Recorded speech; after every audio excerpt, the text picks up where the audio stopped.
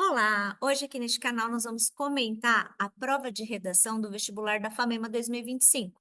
A prova ocorreu na cidade de Marília, no dia 24 de novembro de 2024.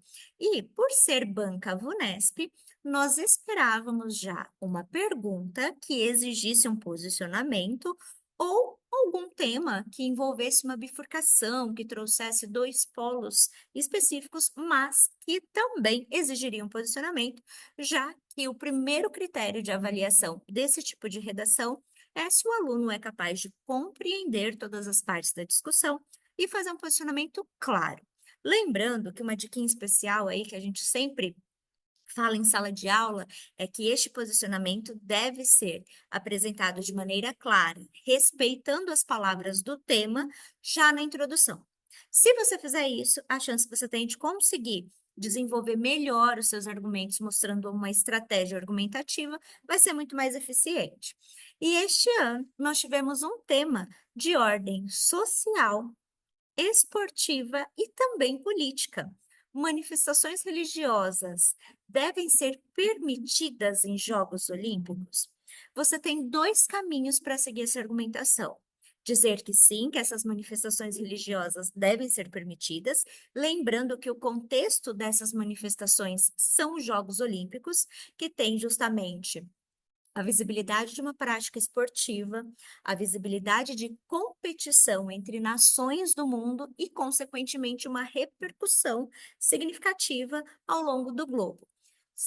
Considerando esses três pontos que o esporte está inserido, e também todos os outros elementos, que o esporte é uma ferramenta de inclusão, que o esporte é uma forma de agregar, de dialogar, de aproximar opiniões muitas vezes distintas, você deveria se posicionar a favor dessas manifestações, no contexto dos Jogos Olímpicos.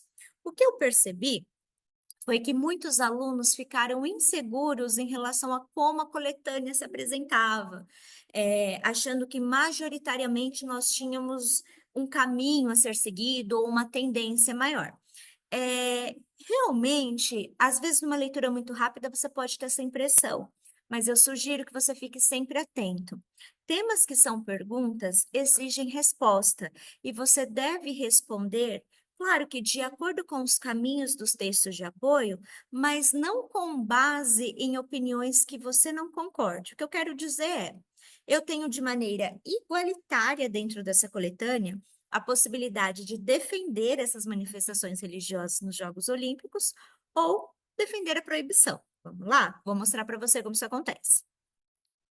O texto 1 traz para a gente já uma questão nomenclativa, que são algumas regras, algumas diretrizes estabelecidas na Carta Olímpica, e vai falar justamente da regra 50, que diz que expressões, opiniões de atletas e participantes do evento sobre política, religião ou raça não devem ser permitidos nem nas arenas olímpicas ou nas premiações do pódio.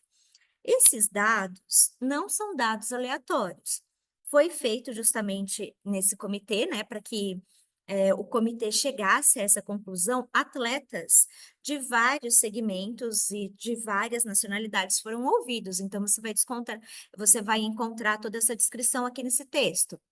E a conclusão é que 70% dos atletas entrevistados dizem que deve existir essa restrição, que manifestações religiosas, assim como políticas, não devem ser expressas dentro dessa contextualização que são os jogos, os eventos olímpicos. Então, a gente começa a perceber aqui que você pode fundamentar o não a partir já justamente dessas diretrizes da Carta Olímpica.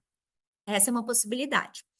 Só que o texto 2 ele vai trazer para a gente um exemplo de 2024, de uma velocista, né, eh, adepta a práticas religiosas muçulmanas, que ela deveria, né, usar ali uma vestimenta adequada, e o comitê sugere que ela não faça isso justamente para não mostrar, para não ser um uso ostensivo, né, da questão religiosa. Apesar de mostrar uma proibição, essa proibição do texto 2 não é uma tendência a você dizer que essas proibições devam acontecer e que as manifestações não devem ser permitidas. É só um exemplo daquilo que foi narrado e descrito no texto 1, como aquilo aconteceu no evento deste ano, que foram os Jogos de Paris. Então, este exemplo ele está só para contextualizar a aplicação da regra que foi estabelecida pelo comitê. E aqui faz justamente você pensar se isso foi uma medida assertiva. O texto vai deixar claro que a sugestão que foi dada pelo comitê, a atleta acatou e participou da cerimônia de abertura, mas você pode questionar se isso também não é uma medida de intolerância ou não. Então, essa função do texto 2 não é nem defender o sim nem o não, mas exemplificar como a polêmica é contemporânea, certo?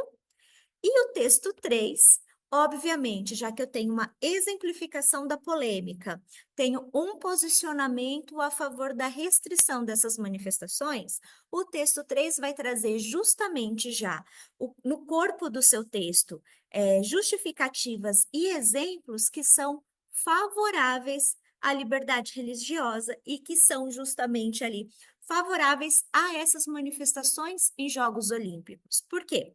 Porque aqui nós teremos exemplos de atletas que usaram, né, alguns comportamentos, alguns objetos, camisetas, professando uma fé, professando um agradecimento. Então, o questionamento bem bacana aqui é que justamente aquilo que atletas ajudaram a compor, né, como uma regra para o evento, lá, que foi apresentado para você lá no texto 1, foi questionado por atletas contemporâneos agora em 2024, já que essas ações, esses protestos, essas formas de manifestar e de professar uma fé foram proferidas agora no exame, né? Agora no exame, não, perdão, né? Agora no evento de 2024. Então, o que que vai acontecer? Nós tivemos uma coletânea um pouquinho fora da ordem convencional, porque geralmente a gente vem com um texto definindo a polêmica, um texto a favor de uma opinião e um texto a favor de outra opinião. A única coisa que mudou nessa prova da FAMEMA deste ano foi que primeiro eu tive um posicionamento contrário, falando do não, um texto exemplificando a polêmica, então a definição e exemplificação da polêmica veio intermediário entre as opiniões, que foi o exemplo do texto 2, e o texto 3 se posicionando contra essas medidas restritivas. Isso significa que se você defender o direito dessas manifestações religiosas de forma coerente, explicando cada conceito, com base numa reflexão pautada na terceira pessoa, sem nenhum ponto de arbitrariedade que possa ferir os direitos humanos, você fez um texto muito bem feito. Em contrapartida, se você defendeu essa restrição, também de forma coerente, explicando cada conceito, seguindo as regras, né, do texto dissertativo e argumentativo, sem ferir os direitos humanos, dizendo que essa restrição, na verdade, ela visa um prol de igualdade e de estabelecimento de uma visão universal dos jogos, sem aderir nenhum tipo de polêmica, você também fez um texto perfeito. Eu gostaria de saber o que você fez. Manda aqui nos comentários qual foi a estratégia que você usou, qual foi o seu posicionamento, porque foi um tema muito interessante e eu tenho certeza que excelentes redações foram feitas.